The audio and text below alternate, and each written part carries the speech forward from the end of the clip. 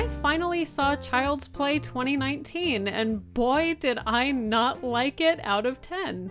I'll get into my reasons why a little later, but first I want to talk about my relationship with the Child's Play franchise because the character of Chucky had a pretty huge impact on my childhood. So much so that I avoided any and all Child's Play films until I was 29. Yeah, so it's not like I watched the original film when I wasn't supposed to and it traumatized me so badly that I was scarred for life. Chucky's existence in pop culture was enough to do that job all on its own. Unlike most people, my obsession with horror didn't begin when I was a kid. I was far too terrified to watch many horror films when I was little, and the ones I did watch, I watched with a lot of reluctance. It's honestly kind of hard to believe that it's become one of my favorite genres. I mean, seriously, if you told 10-year-old me how obsessed 30-year-old me is with horror, she'd probably think I've lost my mind. You stupid bitch, you filthy slut! Did you fuck with me? I really couldn't name a specific film that turned me into the horror fan that I am now because it was kind of just a gradual thing. I got really interested in how films were made in my late teens and things kind of just developed from there. But still, as desensitized as I became, there was one set of films I refused to touch. The very idea of this doll induced so many nightmares for me as a kid, I was not exactly eager to return to that period in my life. But then I finally did it. I faced my fears and I sat down and I watched the original Child's Play, and something really unexpected happened. I loved it.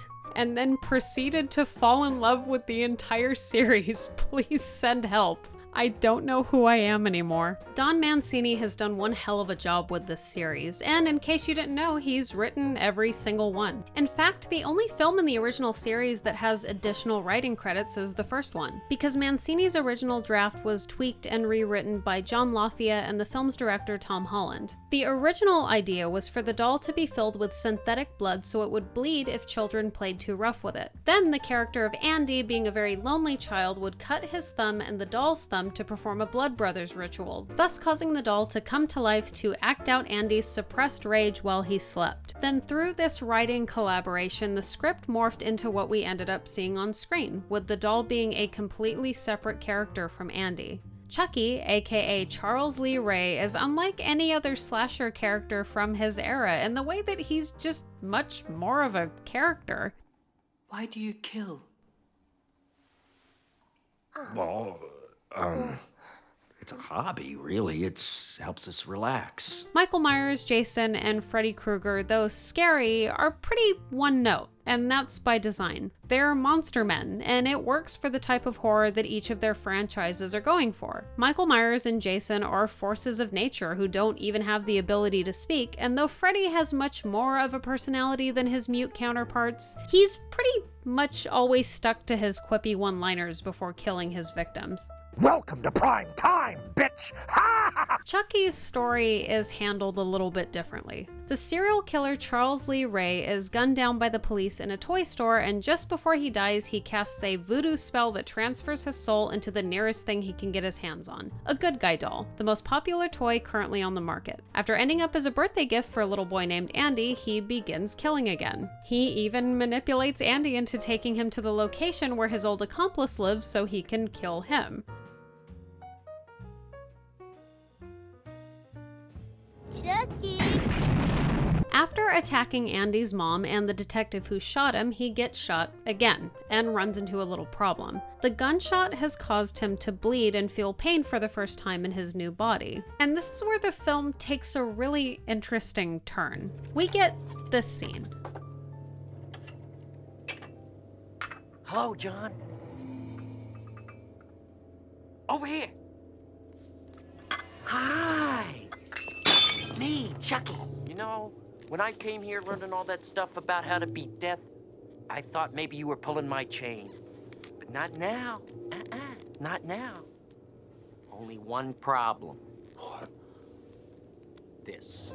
We've essentially cut away from the stories of the other three main characters and are solely focused on Chucky and what he's up to. This short scene accomplishes a lot too. We find out how Chucky was able to transfer his soul, who he learned the magic from, how his old teacher feels about what he's done, and how Chucky needs to proceed if he wants to get out of his current body. I don't believe it. I just don't believe it. The first person I let in on my little secret was a 6-year-old kid. I'm gonna be 6 years old again. Well, John, it's been fun, but I gotta go. I have a date with a 6-year-old boy. We even get an entertaining kill. This scene establishes who Chucky is as a character and has allowed him to develop in the way that he has over the course of the entire series. Chucky's situation is such that he has to spend a lot of time planning out his next move and manipulating people into getting what he wants. While other supernatural slashers become more powerful after their initial deaths, Chucky's situation of having his soul trapped in a doll's body is much more of a handicap for a while, and he has to figure out ways around it. So we get a lot of scenes that are solely just focused on him and what he's up to, and it's fucking hilarious. But violence is bad, isn't it? They said so on TV. Not violence. Violins. Violins are bad. That screechy music's gonna ruin the goddamn country. So by the time we get to Bride of Chucky and Seed of Chucky, it just makes sense that he should just go ahead and be the main character. And Brad Dourif's voice acting is just the best, dude. He has been playing this character for over 30 years, and in 7 films, he has yet to phone it in once. You little shit! Do you know what you've done? It's too late! I've spent too much time in this body! I'm fucking trapped in here! And let's not forget how Jennifer Tilly is downright iconic as Tiffany, and just herself. That reminds me, I have a t-shirt of cheap Romanian cotton to give you. Here. It's a t-shirt I had made for the crew. On the front it says "See to Chucky." On the back, speaking of cheap, there's a picture of me in bed with a doll here.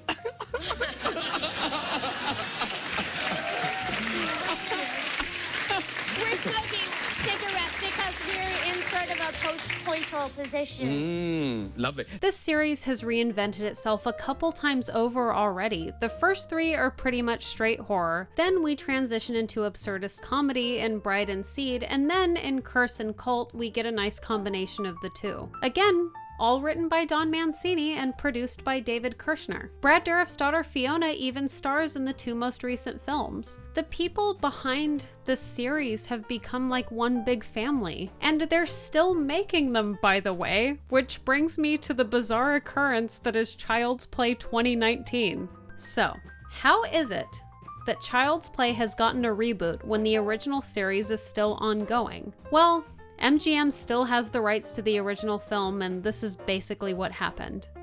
You know, MGM retained the rights to the first movie, so they're rebooting that. They asked David Kirshner and I if we wanted to be executive producers. We said no thank you, because we have our ongoing, thriving business with Chucky. It obviously, my feelings were hurt, you know, that I had just done 2 movies, which, forgive me if I sound defensive, but like we're both like at 83% on Rotten Tomatoes. So I felt like they're like, even though they didn't get theatrical releases, they premiered on Netflix, they were well regarded. Absolutely. And I did create the character and nurture the franchise for 3 fucking decades. Right. So when someone says like, oh yeah, we would love to have your name on the film, and it's like, it was hard not to feel like I was being patronized. Yeah. So yeah, Hollywood is nasty and awful and has no boundaries as to what it will reboot. They are now rebooting things that haven't even gone away just so that they can make money off of name recognition. Look, I didn't go into this film wanting to hate it. I was hoping it would at least be passable so that I wouldn't be annoyed for an hour and a half. But guess what?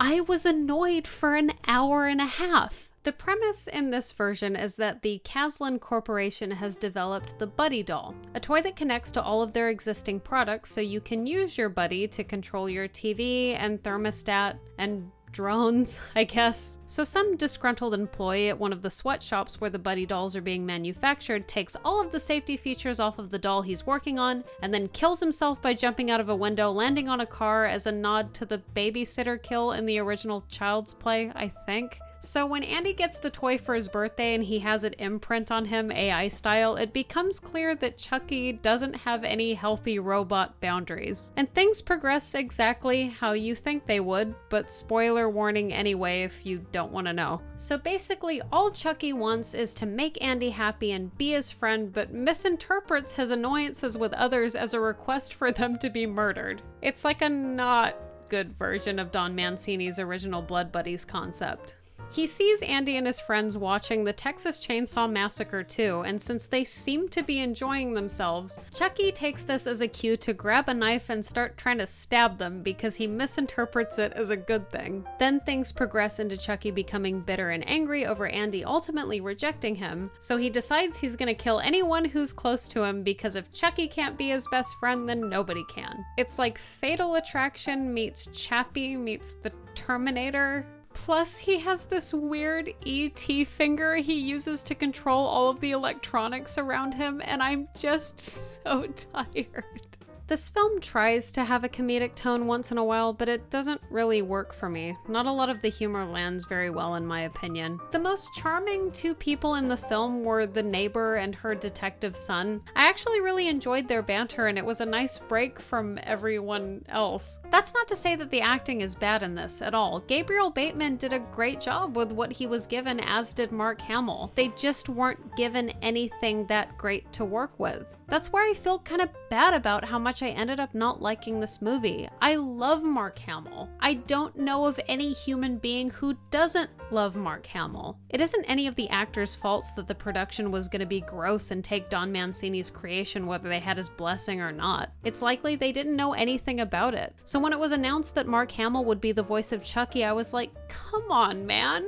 You know I love that boy. And again, he did well with what they gave him. Since the doll isn't possessed by a grown man in this one, he goes for a much more childlike voice and it fits. My issues with modern Chucky have nothing to do with the acting. It has to do with them removing what made him interesting in the first place. Instead of being a manipulative serial killer, he's an AI that was just born wrong. As soon as you understand what they're going for with this character, which is basically at the point where Chucky first tries to murder the cat because it scratches Andy, you see the entire rest of the plot laid out in front of you. Plus, it doesn't help that Chucky looks like Matt Damon from Team America. Matt Damon. So yeah, it's kind of a bummer that this had to happen, and I certainly didn't help matters by giving them my money. MGM now has the $9 I spent on my ticket, plus I got a bottle of water, so it came out to like 140 something. They made a profit, so who knows, we might get another one.